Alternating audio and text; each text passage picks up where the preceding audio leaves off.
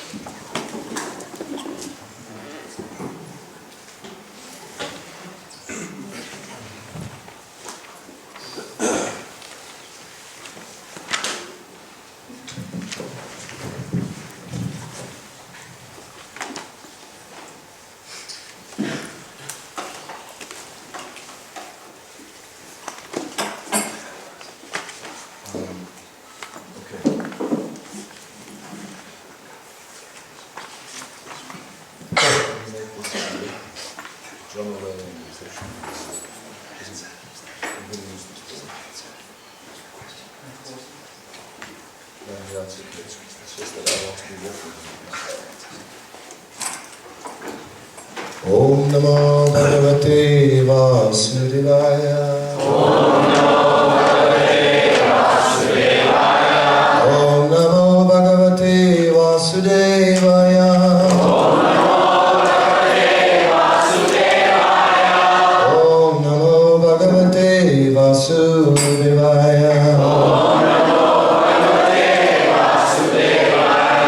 Om Namo Bhagavate Vasudevaya.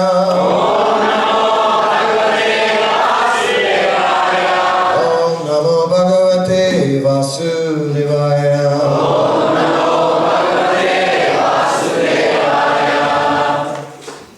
So these are the opening words of the Srimad Bhagavatam. Om Namo Bhagavate Vasudevaya.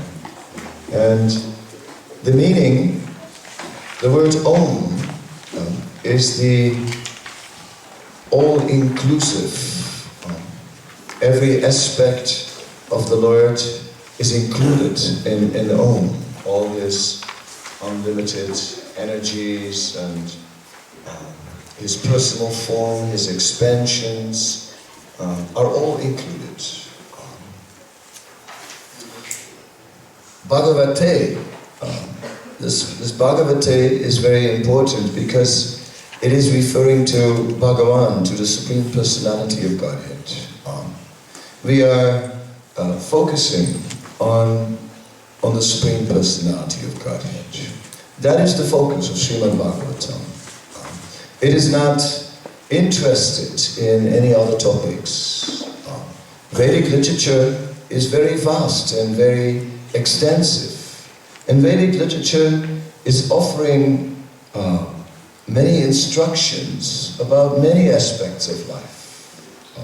However, the Bhagavad Gita is explaining Traigunya Visya Veda Nista Gunya Bhavarjuna, that a portion of the Vedas deals with the three modes of material nature. And that portion of the Vedas that deals with the three modes of material nature is not of interest in the Srimad Bhagavatam. Because the purpose of Srimad Bhagavatam is to give that transcendental knowledge which transports us back to the spiritual world, to the eternal realm. There is plenty of Vedic knowledge which improves the conditions of our life here in this world. And some of that knowledge may be of use to us, but it is not essential. Just like, name it, Ayurveda, it's useful. It's absolutely useful because sometimes, well, we need to keep reasonable health, otherwise how can we apply ourselves to even spiritual practice is very difficult when health is down. At the same time though, we are not so interested in Ayurveda. It is a secondary thing, we use it. And Prabhupada was very practical. Sometimes he would use Ayurveda, other times something allopathic. He said whatever works. But of course, the modern pharmaceutical industry is not our friend. They are not our friend and well-wisher. They have an agenda to make a lot of money from us. And when you take your pills, the plan is that after that you'll take a few more pills. So from one pill come many pills. One can think like that. That's called business. Yes. So Ayurveda in many ways is more friendly, is more, and where it can be used, let's use it. But when there's an acute thing, well, then it may not always have the solution. Then we may do better to go to a hospital. Just to give a... So we are not sold to Ayurveda, but we are sold to Bhakti. Bhakti, the service of Bhagavan. So Bhagavate. Bhagavate is a very nice word because it refers to several things. Where's my pencil? Oops. Only red? Yes. Is that a...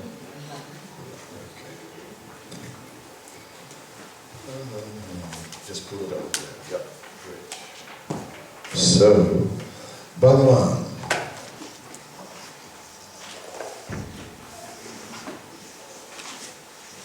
Can everyone read that? Even in the back, yeah? If you can't, you need glasses. Just checking, since you're talking about health. Huh? So the word can be broken up in 3 syllables. Bhagavan. Yeah? There are various meanings we can see in the word. Bhaga, as one word, means auspicious. It means that which brings auspiciousness. And Van means which possesses qualities. In other words, which possesses qualities of auspiciousness. That is one meaning of the word Bhagavan. But there is another meaning, which I'll give you now, which I like even more.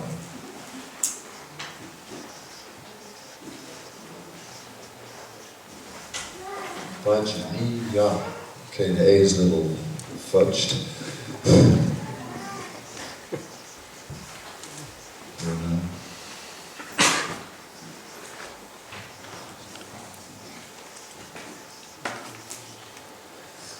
Bhajaniya Guna Vasista, which means he who is, okay, I have to go down, is irresistible. You have to worship him. So that is the definition of Bhagavan. He who is irresistible, you have to worship him. And that is very wonderful that Lord Krishna is like that, because Krishna is naturally attractive. Therefore, Om Namo Bhagavate Vasudevaya. That is our topic today. What I'm going to do is I'm going to deal with, I see this thing doesn't flip because there is a, okay, I have a complication here. How do I deal with that?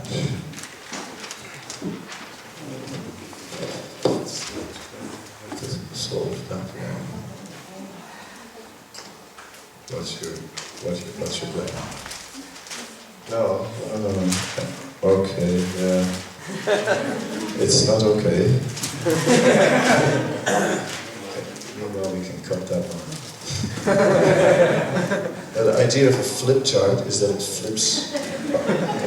That's why it's called a flip chart. Yeah, we can flip it on that one. Okay, let's get flips better.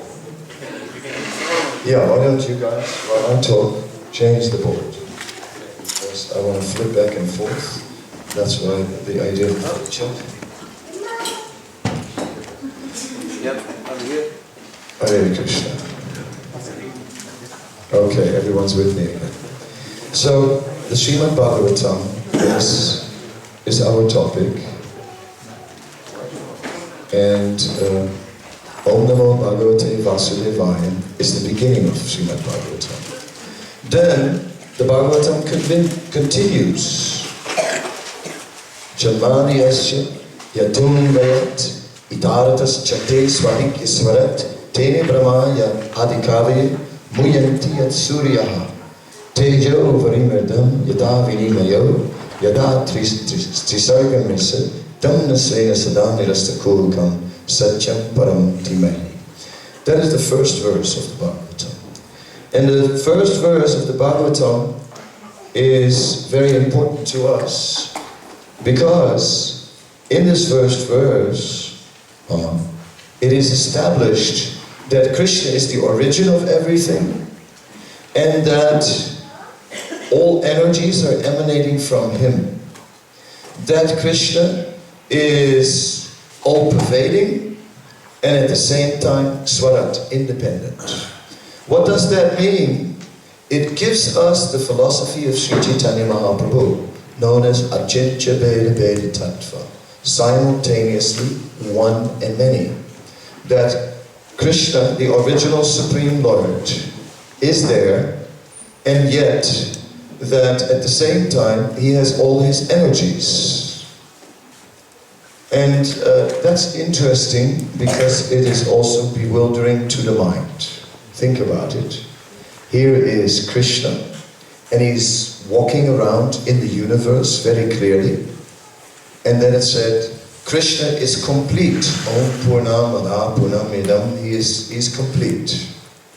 But how can Krishna be complete when Krishna at the same time is walking in the universe, and that's also his energy? Shouldn't it be then that God is the person plus the energy equals God? Would it be like that? No. The person is complete, everything is there. How is that possible? Very easy. Do you remember that Krishna, so it was said, had eaten clay? It's doubtful. It's still not, scholars are still debating. Did Krishna eat clay or not? And you think about it for a moment. I'd like to see what side you're on. Did he do it or did he not? That's my question. Think about it. You know, Balaram and all the cowherd boys were saying that Krishna had eaten clay. So today we were in the forest and Krishna had eaten clay. Mother Yasoda said, Krishna, why do you eat clay? This is outrageous, you know what I mean? Am I not feeding you nicely? Right? Why do you have to eat clay? What is the point? We give you so many things to eat. Why do you eat clay? You'll get diseased. How can you eat clay? Krishna said, I never ate clay. Who says such a thing? Mother Yasoda said, everybody. Krishna said, how can they do that? Mother Yasoda said, even Balaram is saying it, your elder brother.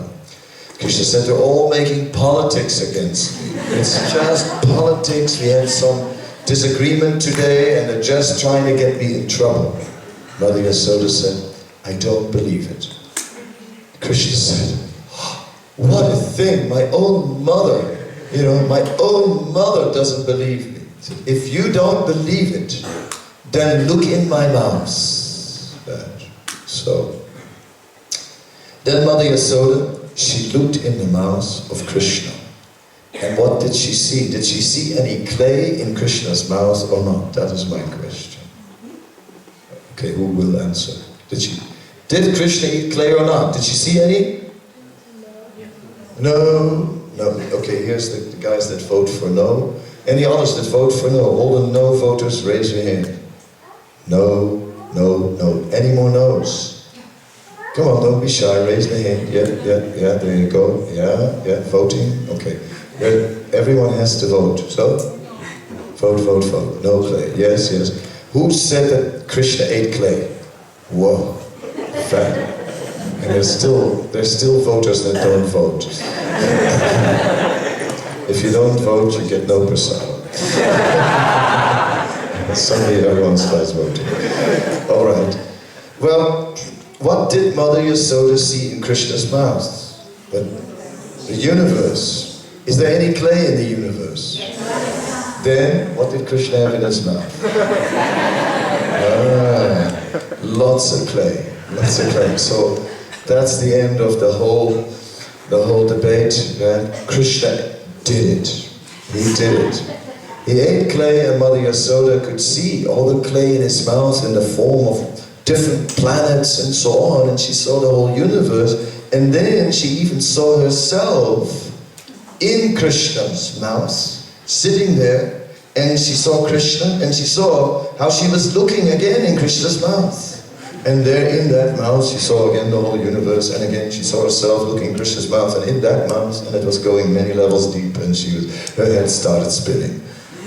And she thought, did I go crazy? Right? And then she thought, no, I have no history of madness. I've never had any problem. Why would I suddenly go crazy like this? No. Then, would it be Deva Maya, the demigods, playing tricks upon me? So, I'm just an ordinary woman. Why would the demigods suddenly interfere in my life? Hard to believe. And then she thought, then would it be true that actually my son is the Supreme Lord? And if he is the Supreme Lord, then I'm actually not Yasoda, the Queen of Vrindavan. And like that, her mouth was also open in a state of shock. But then, a moment later, she saw him crawling on the ground and she forgot everything. Oh, my boy. Right? And in this way, she returned to consciousness of Krishna is my son. So this is very interesting because this story illustrates the first verse of Srimad Bhagavatam, where Krishna is the origin of everything, of all the energies that are emanating from him, and that yet all these energies are within him. See, Mother Yasoda saw it. One might say it's not logical, but Mother Yasoda saw it with her own eyes. Right? See, let's say yes, it's a fact. He's in the universe, and the universe is within him at the same time. Scratch your head, brothers. Scratch your head. So this is indeed the philosophy. Where's my first sheet gone? Oh, it's flipped over. Fantastic. So this is anyway. Oh, and someone's tape recorder.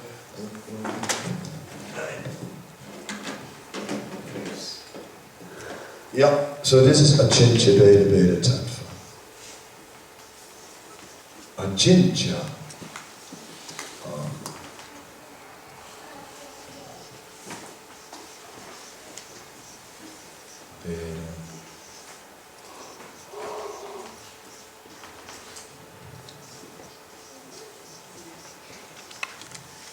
I just write the Sanskrit, but Achintya means inconceivable. Inconceivable. Beda Beda Tattva, simultaneously one and many. And that's exactly what we're looking at now, that it is like that. Krishna is simultaneously one and many, because the universe was within him, and he was in the universe at the same time. And that's one and many. at the same time. And it's inconceivable. So this first verse is actually establishing the teachings, which is the basis of our movement. The Achintya Bheda Bheda Tattva philosophy of Sri Chaitanya Mahaprabhu. Therefore, the movement of Chaitanya Mahaprabhu is based on the Bhagavad, on the philosophy of the Bhagavad, particularly the Bhagavatam and the Bhagavad Gita. That is the essence. We'll quickly read a little further to the next verse. Dharma prujita kaitavu traparamone matsaranam satam vidyam vastavam atravastu shivadam tapuntrayam nudanam Srimad Bhagavate Mahamune krite kim vapare ishvaraha Sadyovide avarujyate takritivi shushri tatksanat. The verse means completely rejecting all religious activities which are materially motivated. This Bhagavad Purana propounds the highest truth, which is understandable by those devotees who are fully pure in heart. The highest truth is reality distinguished from illusion for the welfare of all. Such truth uproots the threefold miseries. This beautiful Bhagavatam, compiled by the great sage Vyasadeva, in his maturity, is sufficient in itself for God realization. What is the need of any other scripture? As soon as one attentively and submissively hears the message of Bhagavatam, by this culture of knowledge, the Supreme Lord is established within his heart. So, here, Dharma Projita Kaitavo said, all religion which has fruitive intention is rejected as cheating religion. That means karma kanda. Karma kanda are those Vedic rituals which bring auspiciousness on our material life. A ritual to get a long life. A ritual to get a beautiful wife. A ritual to get power. One can worship the horizon and the earth combined, and you get stability in your post. Yes. You can worship Uma Devi, and you can get a beautiful wife. Or if you want a nice husband, you can worship Lord Shiva. If you want powerful sex life, yes, then you worship Indra. Okay, got some tips here. If you want bodily strength, Bhumi, the earth. Or if you want wealth, pay attention now. What was that again? Gosh, I forgot. Too bad. I got a cracker to my name. But anyway, if you want wealth, then it's the Vasus. The 8 Vasus, Bhishma is one of them. Yes. So like that, there is a whole list given in the Vedas of worship of various devatas, demigods, that can give us so many material blessings. But Chaitanya Mahaprabhu was not showing any interest in such things. When Sri Chaitanya Mahaprabhu took sannyas, his mother knew it. She knew he was going to do it. She felt it, right? And just some days before, she just suddenly said to him, she'd seen some signs. He had been serving sannyasis with undue interest. He was acting different lately, and she knew it. She said to him, you are going to take sannyas, isn't it? Sannyas is the renounced order where one leaves home never to return. So it was serious. So she said, you are planning to take sannyas, don't deny it. He said, it's true. Then she started arguing and give argument after argument why there was no need at all to take sannyas. No need. Yet what is the benefit of all this renunciation? The essence is to serve the Lord. There's no need. Renunciation will not bring you anything. You just simply serve. And that is true, actually. It is a fact. But then they were arguing back and forth, and finally Sri Chaitanya Mahaprabhu gave a final argument. And the final argument, he said, Mother, is it true that a son should leave home, and that when he leaves home, that he should go out into the world and make a fortune and bring that back to his parents in their old age? That was the Vedic system. Nowadays, of course, stick him in an old age home and, visit them once a year. You do fine. No worries, all taken care of, right? But in the Vedic times, in more traditional society, it is true. So isn't it true that a son should leave home, get a fortune, and then bring it back to his parents for their old age? So Mother Sachi said, yes. He said, then I want to go and leave home and bring the fortune of Krishna Prem, obtain it, and then bring it back home. So that is the mission of Sri Chaitanya Mahaprabhu, to attain Krishna Prem. And that is what we are talking about. So I'm starting with this today as sort of an introduction to the seminar, which is based on faith, to establish that where our roots are, the roots of our tradition. And I wanted to kind of present that to you, that particularly the Bhagavatam is the basis of Chaitanya Mahaprabhu's movement. Even more than the Bhagavad Gita, because the Bhagavad Gita is a summary and it is not so complete as the Bhagavatam. Bhagavatam gives us still more knowledge, because Bhagavatam gives us direct knowledge of Krishna. That you will not find in Bhagavad Gita. A little, but not very much. So therefore, Bhagavatam is particularly our book. Let me just read the third verse also. Just Nikamakalpataru kalitam phalam sukumukat amritadrava samritam pibata bhagavatam rasamalayam muhur aho rasika bhuvi bhavukkaha. O expert and thoughtful man, relish Srimad Bhagavatam, the mature fruit of the desire tree of Vedic literature. It emanated from the lips of Sri Sukadeva Goswami. Therefore, this fruit has become even more tasteful, although its nectarian juice was already relishable for all, including liberated souls. So, in these three verses, they are the introduction to the whole Bhagavatam, and it says that the entire Bhagavatam is contained in these three verses. And everything that you'll find later on is drawing back on these three verses. Therefore, I'm basically, for you, dealing in three verses with the whole Bhagavatam. So to cut it short for you. That saves a bit of reading. 18,000 verses. So, considering that nowadays everyone wants everything quick and fast, when you meet a journalist, they say, can you say in one line what your philosophy is all about?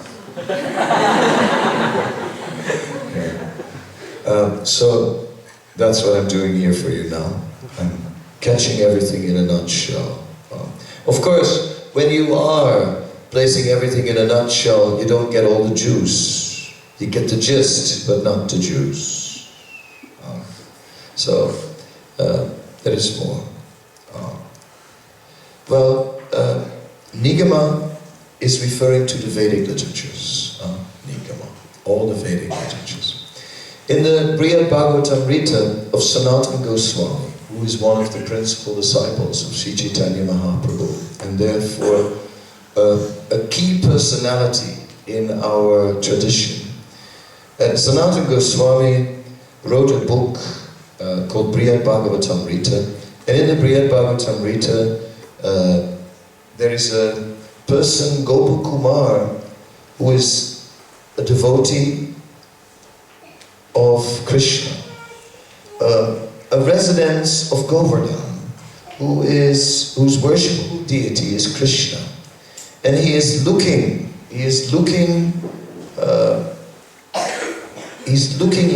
for his worshipable Lord, and in his search he comes across various levels of philosophy. He even travels through the universe to higher planetary systems and beyond, also to the Vaikuntha lokas. At the point of our story, Gopakumar has come to Brahmaloka, and somehow or other he is there, a guest of Lord Brahma, who is always engaged in worship of the Lord. He is respected very much by Lord Brahma and trusted by Lord Brahma. And Lord Brahma at one point has to attend to some other matters, and he asks if Gopakumar can temporarily take care of the affairs of the universe. So Gopakumar winds up sitting on the throne of Brahma. It can happen. At that stage, many things were taking place, of course, and one day, all the personified Vedas came before Gopakumar. And the personified Vedas started a big discussion, a big debate. It was, of course, quite an assembly.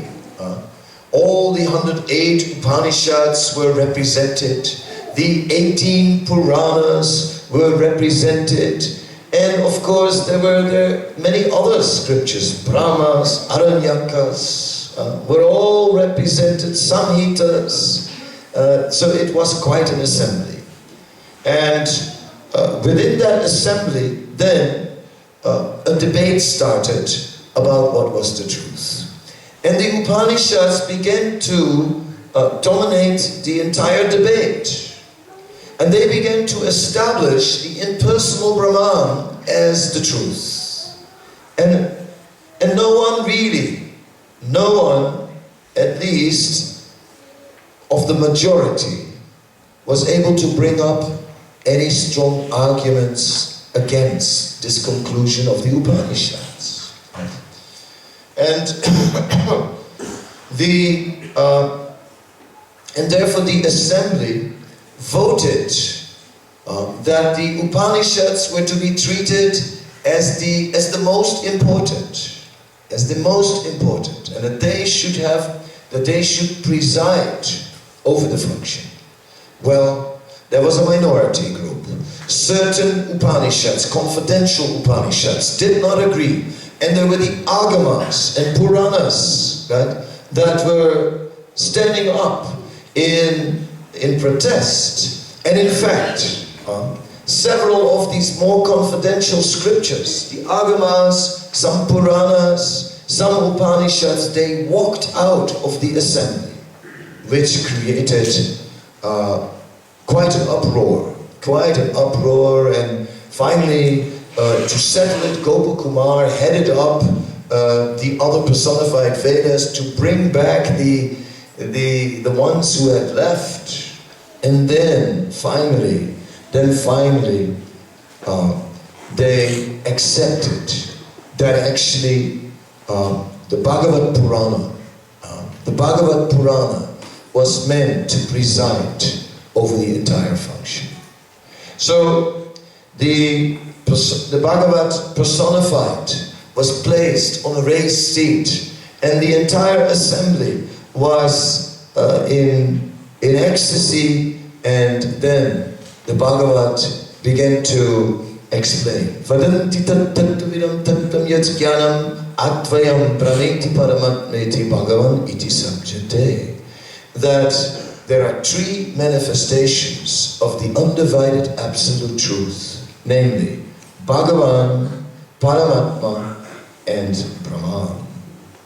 And that Bhagavan is the origin, and that when he expands himself, within the heart of all living beings who go to the material world to accompany them, then he is Paramatma, the super soul within the heart.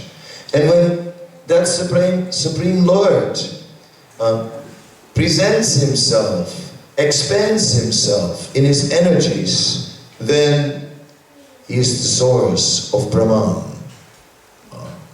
So the Upanishad was showing ecstatic symptoms when the Bhagavat was speaking like that. The Upanishad said, Hiranmayena patrena sajjasya pitam mukam tatvan pusanna pavino satya dharmaya drishyate. The Upanishad said, yes, yes. Oh my Lord, please take away your dazzling effulgence and show your true face. So, in this way, the Upanishad confirmed the message of the Bhagavad. So we are here today focusing ourselves to study the essence, Nikamakalpatar Kalitam Phalam, the essence of all the Vedas, the topmost. We are studying the Bhagavad. It is rejecting many portions of the Vedic literature. It is not following everything in the Vedic literature because it takes us to a higher plane. Rather than looking for temporary material benefit through this ritual and that ritual, it is looking for the true, unalloyed position of surrender to the Supreme Lord. We find that same conclusion in the Bhagavad Gita. Sarva dharmam parichaya mamaikam saranam vraja aham tam sarva papebhyo mokshayasyam masuchaha. Whenever you travel on an Indian train, nowadays nobody does because there are all the cheap planes, but before everyone traveled only by train. And then on any Indian train, there's always someone who will quote a slok from the Gita. Usually, Paritranaya sadhunam vinasya saduskritam dharma samstapanataya sambhavami yuge yuge. That one many people can do. And we also see children, 4-year-olds, who recite, whenever there's a gathering of Indian people, they always get the children to recite slokas from the Bhagavad Gita. And then you have this little child, Amikam saranam vraja, amtam sarva papevyo, mokshayisyami masuchaha. Isn't it? Which means, abandon all variety of religion. Just surrender unto me. I will remove all the reactions to your sinful activities. Do not fear. So that is again the same conclusion. Give up all other dharma. The only dharma that remains is service to Krishna. Therefore the Bhagavad Gita, which gives that in the conclusion, in the final chapter, and Srimad Bhagavatam are considered to be the Bhagavad. So this is the basis of our discussion and our understanding and of our weekend, in a way. Because it is very nice that we are here in our own Govinda Valley, not just any valley, but Govinda Valley. Right? And that we have here a wonderful painting of the Panchatattva, who is our Istadev. The Panchatattva is our worshipable deity. Some think, especially Lord Chaitanya in the center, who is Sri Krishna Chaitanya, Radha Krishna, none other than Radha and Krishna. Yes, of course, in India, the worship of Radha and Krishna is very popular. And not only in India, but Radha and Krishna are being worshipped by many. But the difficulty is that to come to pure devotion of Radha and Krishna is not so easy. Not so easy. So Srimad Bhagavatam is giving us, in the 10th canto, descriptions about Radha and Krishna. But it is difficult for us to come to that point of pure devotional service. Because what to do? What to do? We have material desires. That is the issue. And because of our material desires, they always come in between, and therefore we are not able to really become absorbed. Therefore we are not able to even enter. Radha and Krishna are performing their pastimes in Vrindavan and we cannot enter. We cannot enter. Because it is said in the Bhagavatam that in the evening when, let's say in the morning Krishna goes to the forest, and then all day the residents of Vrindavan are waiting to see when Krishna will return. Mother Yasoda has placed the tallest gopi on the tower of her palace so that she can see from very far. And as soon as Krishna and the calves come home, she sees a cloud of dust, right, from all these hoofs that throw up the dust. So then she does like, you know, on the top of a pirate ship, right there. Ahoy! Dust! Dust, dust, dust. Everyone is getting the message, and Krishna is returning. So it said this dust creates some darkness. And Srila Rupa Goswami explains in his Lalita Madhava that therefore the pastimes of Krishna are always covered by some darkness. And that therefore one cannot just enter them. One can actually not fully penetrate. Prabhupada also says, you cannot go by plane, by train, by car to Vrindavan. No, it's not possible. Because Vrindavan is covered.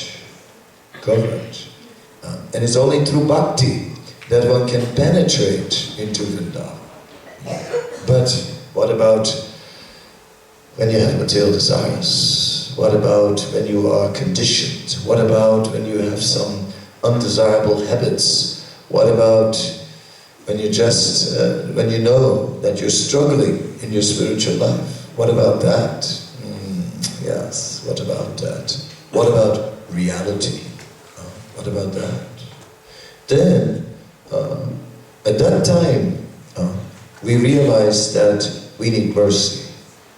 We need mercy.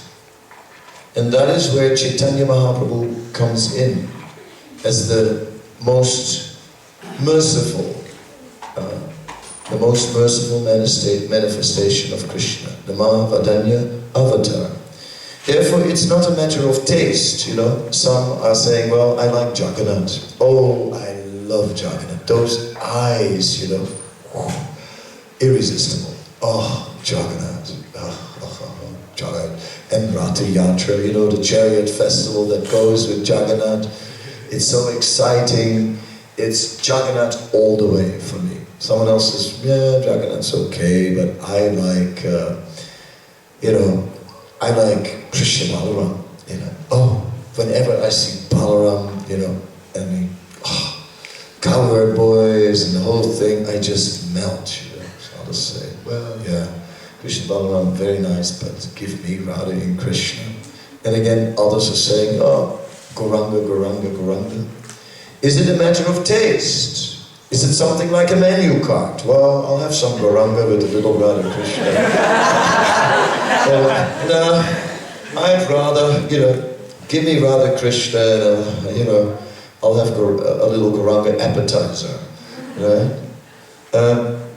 So like that, different moods we see in different devotees. You know, some are always having the Jagannath t-shirt, you know, Jagannath. Others are like talking more about Vrindavan and Radharani, and others are talking about Chaitanya Mahaprabhu. Yes, taste is there. Yes, preference is there. Interest is there. That's okay. But we should understand that everyone, or maybe no one can enter. No one can enter without the mercy of Sri Chaitanya Mahaprabhu. No one can enter without the mercy of Gaur Nitai into the pastimes of Radha and Krishna. Nitai Padavinavaya Radha Krishna Payantanai, says Narottam Das Thakur. Without the lotus feet of Nityananda, one cannot attain Radha and Krishna. So, with this introductory lecture today, based on Bhagavatam, I wanted to establish that we are, that our tradition is the tradition of Sri Chaitanya Mahaprabhu, that it is rooted in the Vedic culture, based on the Vedic literature, but yet not, but takes the essence of Vedic culture, the highest aspect of Vedic culture, and leaves lower aspects of Vedic culture. It's obvious. You read the Manu Samhita. Did you read the Manu Samhita? Manu Samhita is like the Dharma Shastra. Up to 1955, the Manu Samhita was the law book for India. Manu Smriti is the laws of Manu that govern life. And up till 1955, it was the law book for India. And only in 1955, India copied British law. What a joke, after the British left. No, sometimes I take it as a joke that all this time, when the British were there, they kept the laws of Manu. And it's like 8 years after the British have left, they adopted British law.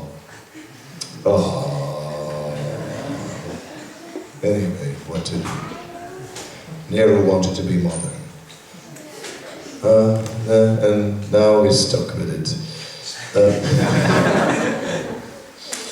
So the Manu Samhita is very interesting. It governs all aspects of life, and it gives laws that govern private life, laws that govern public life, like that.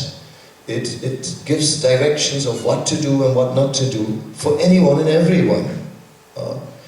And then it gives duties for brahmanas. And then you see in the Manu Samhita there are descriptions for brahmanas who have to be very strict when they want to study scripture. It said if they want to study scripture, first fast.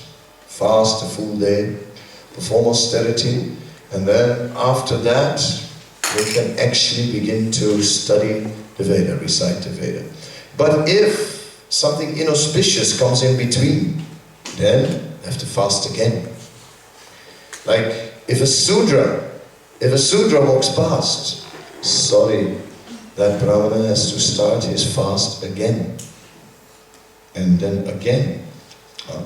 Then he can study. So nowadays you would never come to studying the Vedas because Kalu Sudha Sambhava, everyone is a Sudra. Right? So that is a complication. Even the Brahmanas, if they're strict Brahmanas, they have no time to study the scriptures. So therefore in the age of Kali, most Brahmanas are either not real Brahmanas or they are illiterate Brahmanas, because the real Brahmanas can never study the scripture. They must be very skinny also, because they must be fasting all the time. Anyway, then you read that's very strict, very hard. We don't do that. Right? Before studying Bhagavatam, you have to fast and all. No, we just say you can read it anytime. But then you read further in the Manu Samhita, and then you see that there are certain rituals that may be performed by such brahmanas, and in these rituals they can offer meat, they can offer flesh, and then they can eat the remnants of that flesh. Therefore, Nigamakalpatara Kalitam Phalam Sukhamukad Ritadrava Samhitam. The Bhagavad is the essence of the Vedas. The Bhagavad points out no meat. Panam, Jittam, Striyam, Sunam, no meat, no fish, no eggs, no intoxication, no gambling, no illicit sex. No, says the Bhagavatam. Otherwise, there will be adharma, and the influence of Kali will be present. Kali's influence will bring us down, will degrade us. Therefore, we can see that Bhagavatam functions on a higher level than the Manu Samhita. Yeah. And that is the point, is that we are now, we're not the Vedic revival movement. Welcome folks, you have come this morning to the Vedic revival movement, and we have all lost our Vedic culture, and some never had it in the first place. But anyway folks, no problem at all. We are here reviving it anyway, the Vedic revival movement, and we are just giving you today a representation of Vedic culture, yes, or whatever it is, but we're trying to revive it. It's sort of dead and flapping, but we're doing our very best to revive it. Yes, Prabhupada said, the Vedic culture is dead. He said, but it is like an elephant. When an elephant is dead, it is still valuable. The bones and everything, it's still valuable. So the Vedic culture, I am sorry to say, has died. What to do? Yes, it is no longer, we are no longer able to go back.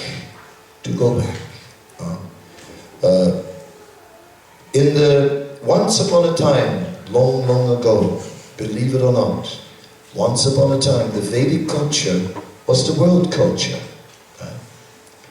Once upon a time, even Australia was under the rule of Vedic kings. Once upon a time.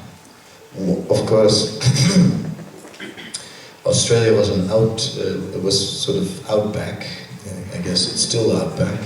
It's always been out of the way, and my God, is it out of the way? Is it far? From wherever you go, there's nothing that's close to Australia. It's just, I tried from all sides of the world to come in. I never found a shortcut to Australia. I haven't discovered it yet. It's long to get here. That's Australia, far away. Anyway, once upon a time, dear folks, long ago, there was a Vedic culture spread all over the world. Are you doing something? You're just crawling up on me as if you're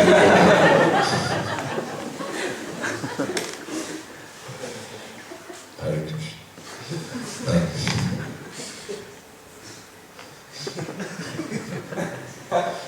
Aggressive press reporters.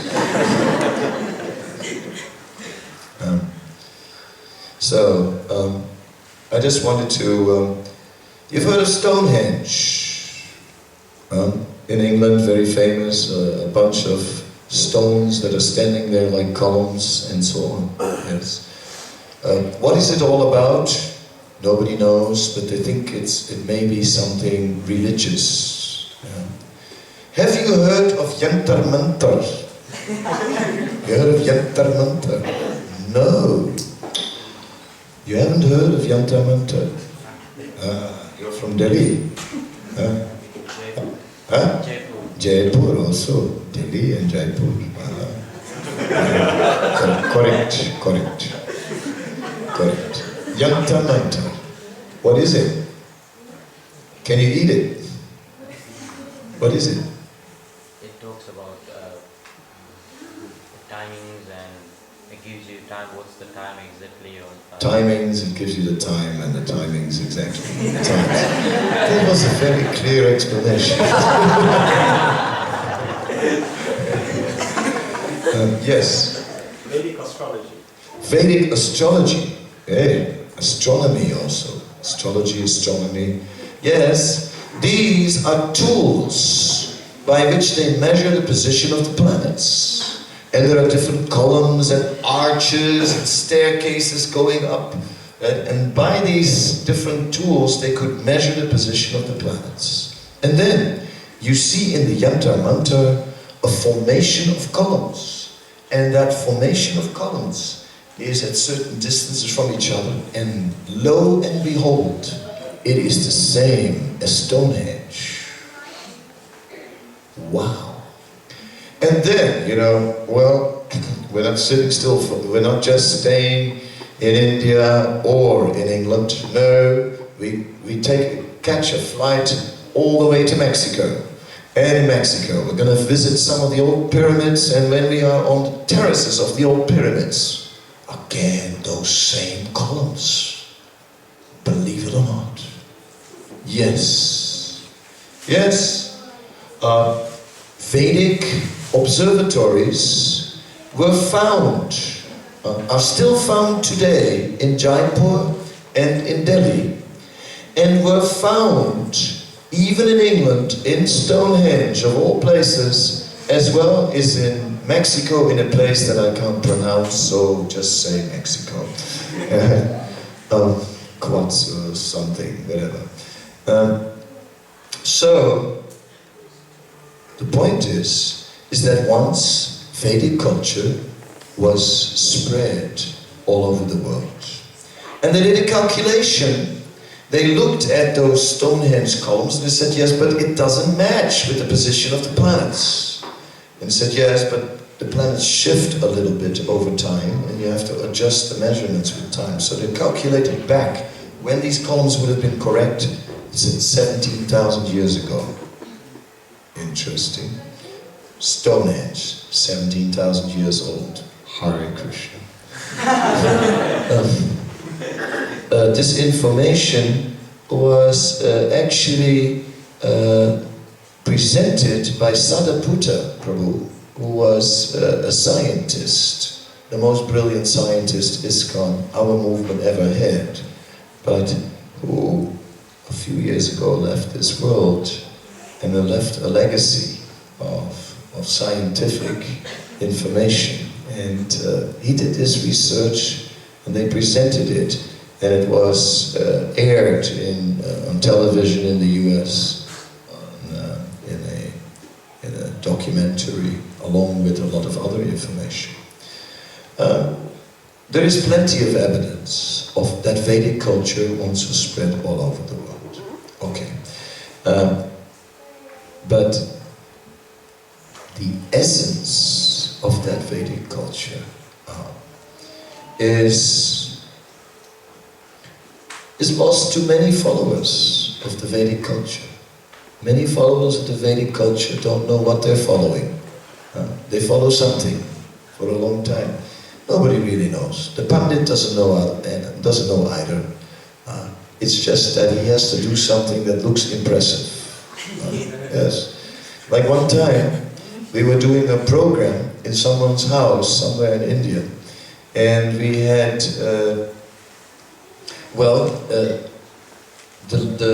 our hosts had cooked a vegetarian feast and they asked the devotees if they could offer it.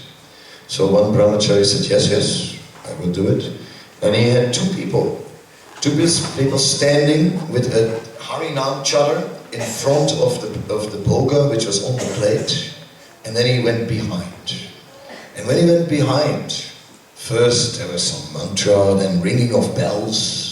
And then suddenly, a lot of smoke, really a lot, not just a little, I think he lit a whole bundle of incense, and a lot of smoke, and then again mantras and bells, and the people were very satisfied. I said, wow, this is real prasad. there was so much smoke. So it's like, oftentimes like that. Right? So Pandit, as long as it's impressive, yes. So the essence of Vedic knowledge is not known. Even thousands of years ago in India was only known to a few. It is always known to a few, because this is the confidential knowledge of the Vedas. Rajavidam, Rajaguyam, Pavitam, Idam Uttamam. Pratyakshavanamam danyan susukam kartamaviyam. It is the Rajaguyam.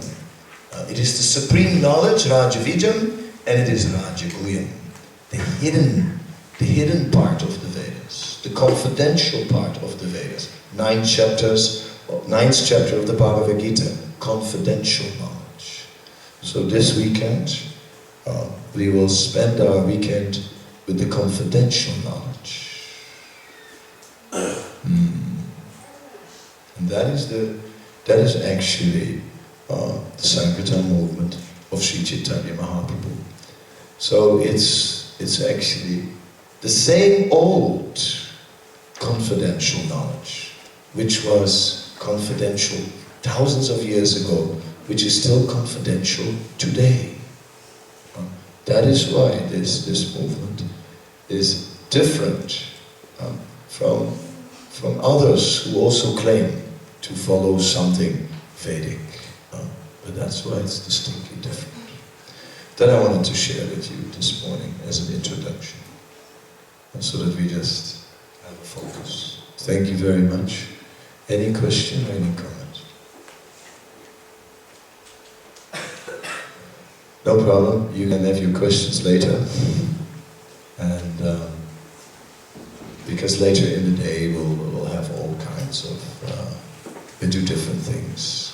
The morning is a lecture. There will be more people coming throughout the day to join us. Half of Sydney, I heard. But they'll rock up a bit later, I guess. And then we will continue our program at 10:30 here in this hall again. And we will try and make it a nice day.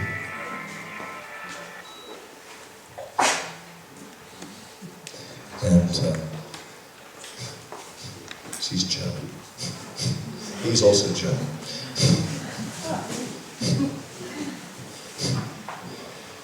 Yeah. What's coming on? So.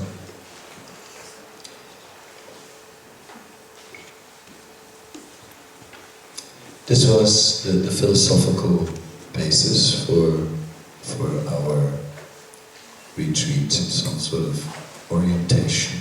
And then we will try to enter into what is described here, the nectarian juice, for the rest of the weekend. Churn it in different ways.